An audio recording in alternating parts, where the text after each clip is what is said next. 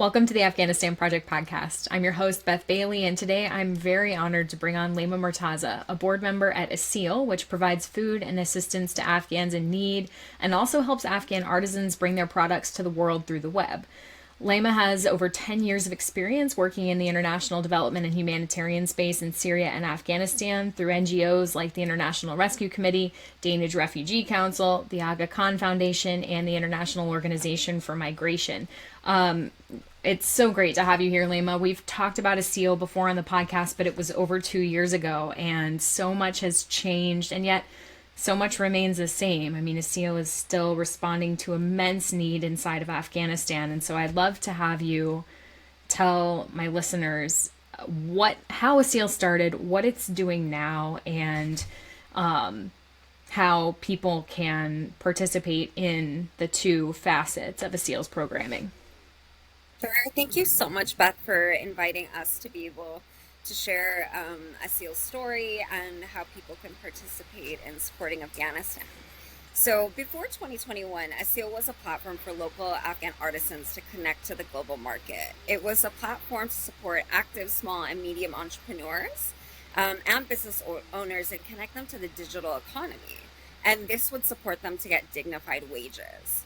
Post-Afghanistan and the fall of 2021, Aseel found itself in a position where they had the technology to help people, and it was needed. So they allowed a feature for customers to be able to send humanitarian aid through cash or aid packages to directly go to impacted people across the country. And at that time, not only was there, a massive impact for reduction of like aid and all these embassies and people leaving, but there were floods and there were earthquakes happening and there was all these type of climate disasters.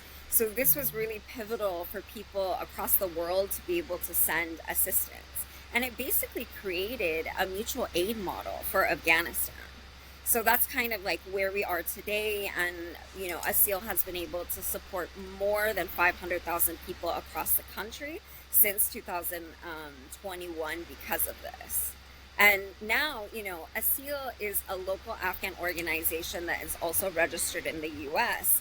And the benefit is that it knows its people, it knows its country. It's made up of young, adaptable, bright employees who have tech backgrounds, who have development backgrounds.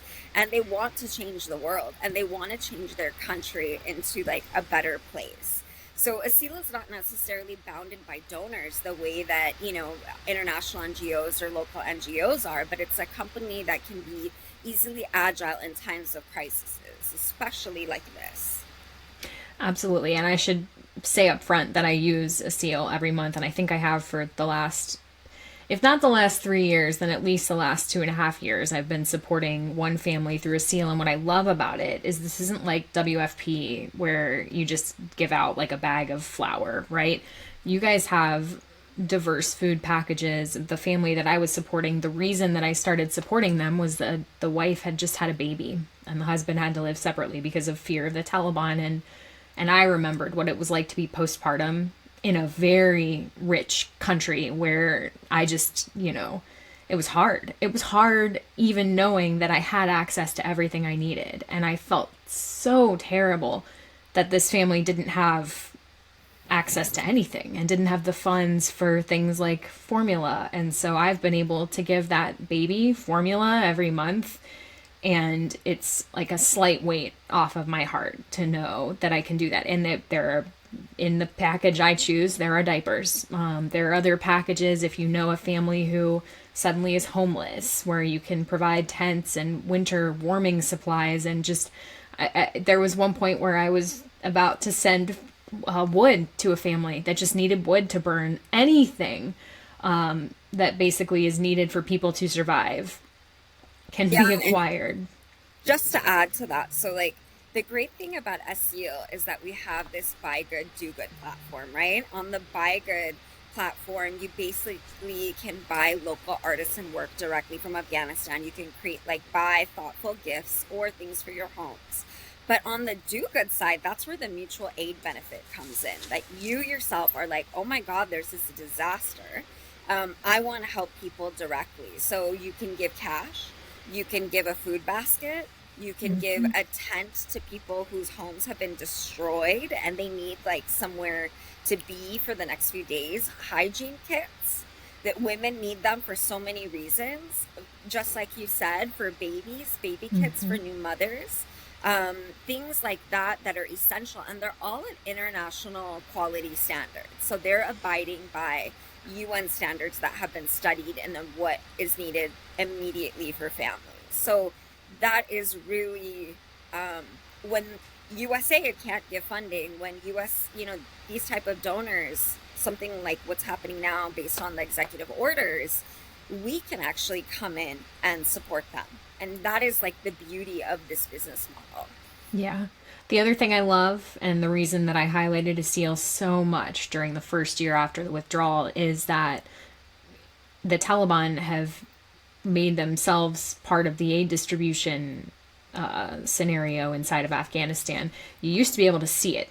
When I covered it in the beginning, they had a little Facebook site where they would show themselves at the international aid distributions, just like standing there while women and men got bags of flour or whatever else they were getting. And you knew they were involved. And I was hearing from people on the ground that they were siphoning that aid, not only giving it to those people, but also siphoning it to their followers, right? And that's been a concern all this time. Is aid really getting to the people who need it?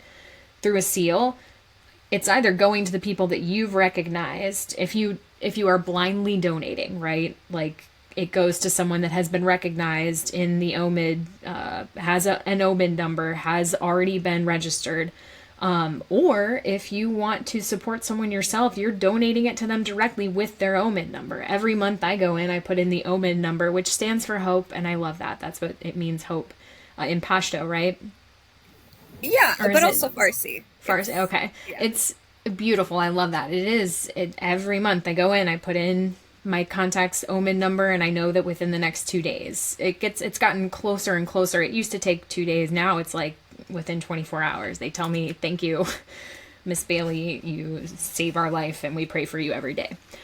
It's not a small thing to do for people, but it's something that, how much does it cost? And for me, like my package has the diapers and the formula, so it's a little bit more expensive, but you can do any number of kinds of packages. You can do food packages for large families. It's a really incredible way to make an impact and to know that you're doing something for someone and it's not getting siphoned off by the Taliban. And it is, I'd love to have you talk, Layma, about what the winter looks like in Afghanistan right now, actually, because I know how the last few have been, but I haven't been able to see how the winter has impacted Afghans this year. So what is that situation like right now? Yeah, so, geographically across Afghanistan, every province is a bit different. The southern provinces versus the northern. And what we see in the central and northern parts is that it snows heavily, it rains heavily, streets are closed. Traditionally, schools are closed throughout the winter because there's very little access. Even NGO work can sometimes be paused a little because of access to roads. And what happens is that, especially right now, there's a lot of food poverty.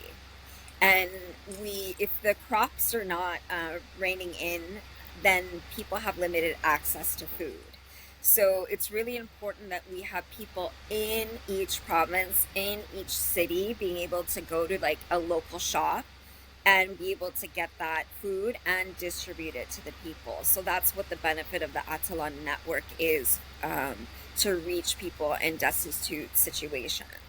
So yeah, the winter is never easy in Afghanistan, historically.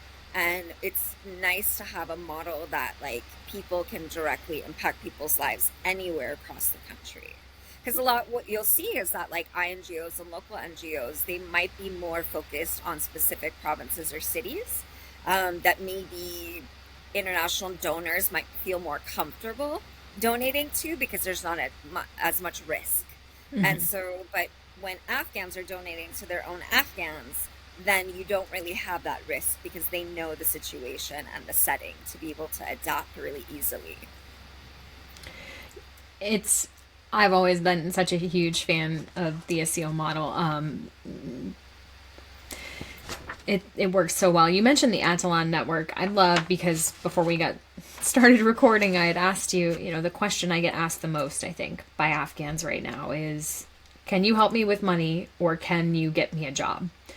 And I know that Aseel is currently not hiring, but the Atelon network does need people. And can you talk about how that helps Afghans and how they can get involved if they're looking for something that at least meets their food needs every month? Sure.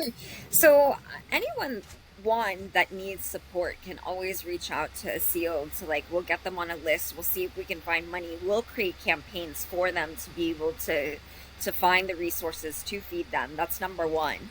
Number two, people have direct family members impacted by these aid reductions and executive orders. We can also find ways to create campaigns to give them an OMAID card, register them, and then feed them. Third, for the Atelon network and to be able to get involved, you can always, again, reach out to Aseel members online or in person if you know someone. I think there's an email on the website as well to contact them and say, hey, I'd like to help. So the way that Atelon members are actually paid, it's like an Uber delivery fee. So, the hero, what Atelon means, would get trained, would know exactly where to go to like purchase the items. They would create the basket and then go and deploy it. And so after the delivery, then they would get paid for that delivery. So that is a way that we can, support people during this difficult time. Yeah, and it, every bit makes a difference and I love all of it.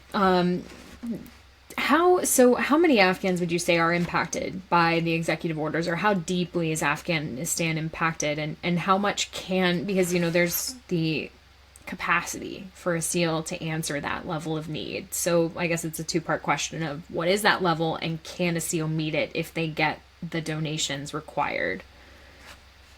Yeah, that's actually a really big question, because it's like you have people directly impacted, you have people secondary impacted, and then you have like a global issue. So if I go at I'm just going to quickly give a briefer about like the global impact of the executive orders on foreign aid pause and U.S. aid. And the thing is, with this foreign aid pause, it's supposed to be for 90 days. And it's supposed to be a review of all these programs. And there's a lot of mis and disinformation that's happening online by people who are promoting this, cutting off of assistance, not really understanding how it is an America First priority to be supporting allies and people who have endured so much working with the U.S. And so the ICVA network is actually a global network of NGOs that's based in Geneva that did a survey in the last 2 weeks. And they were able to talk to 250 respondents globally and found that 70% of NGOs around the world have been impacted by executive orders. So that's just to set the bigger scene. And Afghanistan relies on U.S. for aid in general for 43% of its basic services. The entire country. So that's almost half of basic services. So the 90-day USAID and foreign aid funding freeze, we're already seeing the impact, because it's not only the country is struggling to keep hospitals open, medical treatments, staff are being cut because there's no cash liquidity. These NGOs have not been paid even for services that have been completed in the month of December and January. So if the U.S. government stops funding Afghanistan, there will be no health system in Afghanistan. And this is not Afghanistan specifically. This is probably very similar to what we see in Lebanon and other countries that are dependent on these type of public services. So that's how dire the situation is. At the end of January, Secretary of State Marco Rubio announced that waivers will allow the work of life-saving activities like hospitals, but there's still issues with the receiving payment of cash. So a lot of these INGOs on the ground are trying to operate with good faith, but also they don't know if the money's coming. So they've had to reduce staff. So on one hand, you have the direct beneficiaries of these services that are going to be impacted. If they don't get life-saving treatment, they're going to die. That's it. The mortality rate is going to raise. On the second hand, you have people in a country that is trying to sustain and live in poverty that have lost their jobs. They're now going to become part of that number of maybe 5 million people, 10 million people that are impacted by these aid cuts. So you're creating a secondary crisis by this. So right now, international and local NGOs are making the judgment to basically say, okay, they're going to continue to work hoping for the best, and then also seeking alternative funding sources. We don't really know what those funding sources are going to look like. It might be going back to the UN, multilateral agencies to see if they can get support from like different embassies and other countries, but everyone is kind of cash strapped. So, so it's the basically a lot of reductions are going to be cut for DEI programming. What is DEI programming? It's encompassing of a lot of things, right? It's women's empowerment, it's women's schools, it's women's family planning. It's all types of these things that are critical. And with the reduction of this, you're going to be more at risk, especially women and children, for gender-based violence, child labor, and even early marriage, where we're already seeing stories and reports of 7 and 8-year-old girls getting sold off into marriage to help families survive. Mm-hmm. So these are all the impacts that we're going to see. We're also seeing refugee communities have lost access to social protection services, legal services, and pending resettlement departures have been canceled. So these are people that have been approved, and not only that, we also, you mentioned earlier before our call, the SIV programming, Operation Enduring Freedom, is also going to be heavily impacted by this. So it's caused communities, not only the direct communities impacted, but people who care about these communities, to grow even more desperate than they already were and worried about this. So I can even imagine the mental health pressure that it's going to impact communities for this. So yeah, those are the kind of top level impacts that we see with the executive orders. And there's no real understanding or processes that we can foresee, in 3 months it's going to look like this. Right. In 6 months it's going to look like this. It may look completely different. And there's been murmuring in DC that the model of foreign aid might pivot towards more private sector engagement and economic building, which puts Aseel in a really good place to be able to, navigate through that. Sure. Yeah. And I would not be sad to see Aseel doing more aid distribution, because as I said, your food packages are more diverse than what I think a lot of entities are able to provide, and you're directly, employing people. But we certainly don't want to see, I keep saying this, 90 days doesn't seem like a lot for somebody who's from the outside, but when you're in it, 90 days is a lot. When you are not with food for 90 days, when you don't know what your future looks like, and you had a plane ticket in hand to get the hell out of Dodge because the Taliban want to kill everyone in your family, and now you don't know if you're even going to escape, and maybe you've given your name to a news network and you thought you were solid gold. I mean, there's just so many things going on right now. And in the midst of all of this, like you said, child marriage, which that's something that I've been seeing since the Taliban took power. People are starving. The GDP of the country has been shot. So people are selling their daughters into marriage, or selling the dowries for their infant daughters because they are that, and they might not be currently living with a man 3 times their age, and forced to cook and clean and be beaten if they don't do it the right way. But that's what their future looks like, because they're not going to go to school anyway, and whatever. I'm angry. I'm so angry. But in the midst of all of this, we have people whitewashing the Taliban and saying it's time to start talking with them. And I just think, but what about the women who can't work and can't get... Anyway, that's not what we're here to talk about, but it's something that I will be talking about soon, because how dare we do this? We've turned a blind eye to the struggles inside of Afghanistan, and I'm just glad that Aseel is able to help with donations. So for people, groups that recognize that now they've got to change their model, Aseel is available as a way to do that, and I can assure you it's very... It's very easy.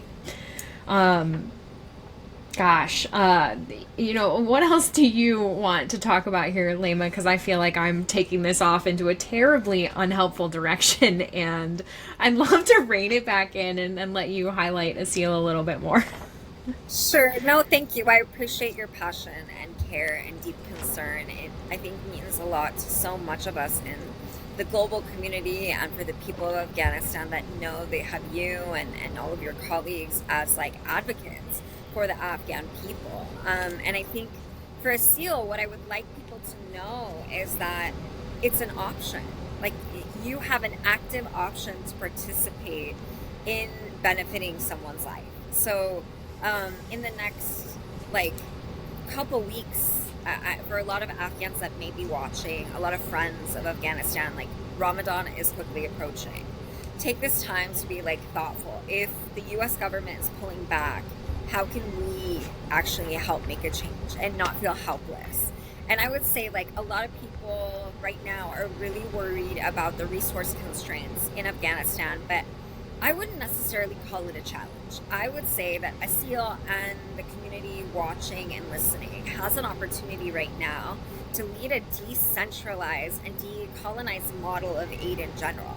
And we have the opportunity to create like a mutual aid product in the face of unstable policies. Aseel has been focused on this idea of decentralized aid for a while. Nasrat has been talking about decentral aid for a while. And what it does is that it flips the switch on like this idea of being dependent on aid rather than being self-reliant. And so what we're doing is this mutual aid situation is that me, you, whoever's watching this can go and say, hey, I want to donate $20. I want to donate $50. I want to donate monthly and be able to like support this family because, I want to make sure that their lives are okay. And I don't want, because my government decided to cut these programs that I've been investing in for years to be the reason that this family dies because they were promised something and now they're not getting it. And so I think it's an opportunity for all of us to come together and work together to fill in the gap. And I'm actually quite excited for it. Like, I think we will show strength in numbers that we as a community do not need to be dependent on these harmful policies. Like, we can still help beyond it. We are not victims.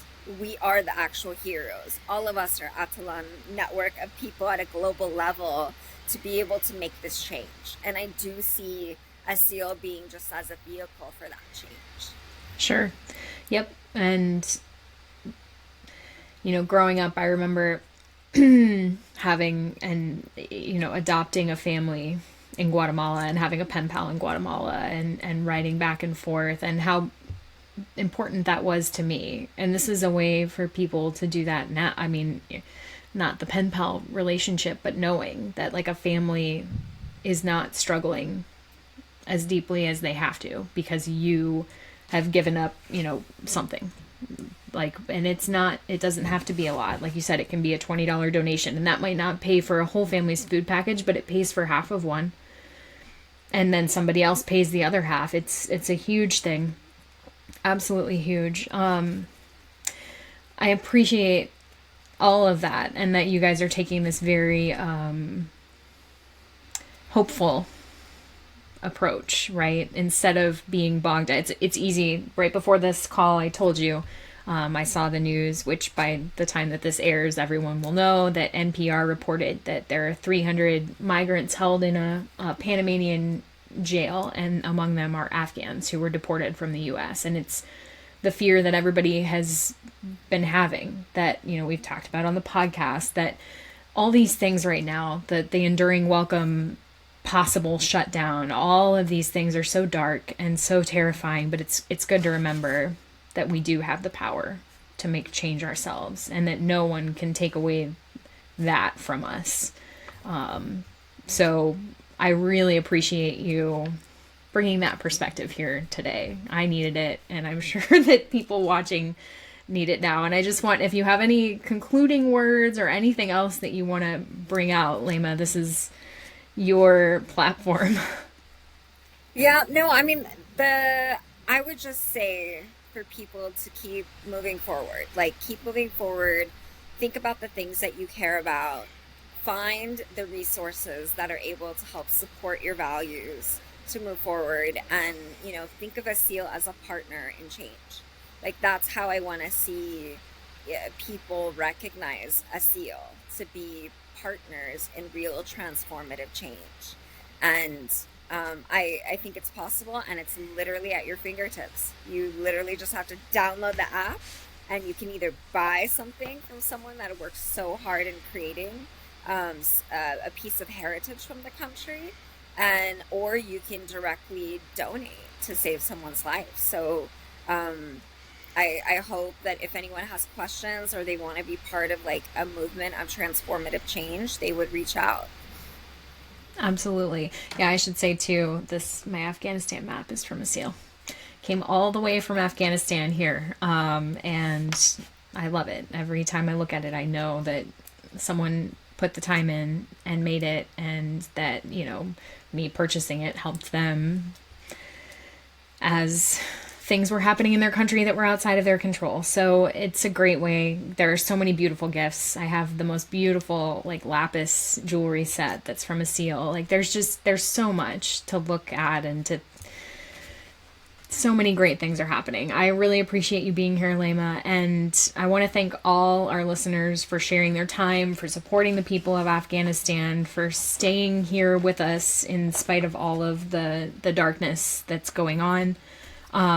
If you've enjoyed the episode, make sure you're subscribed, following the YouTube page, enabling notifications, and all those good things. And for now, Tasha Kaur, and hope to see you again soon.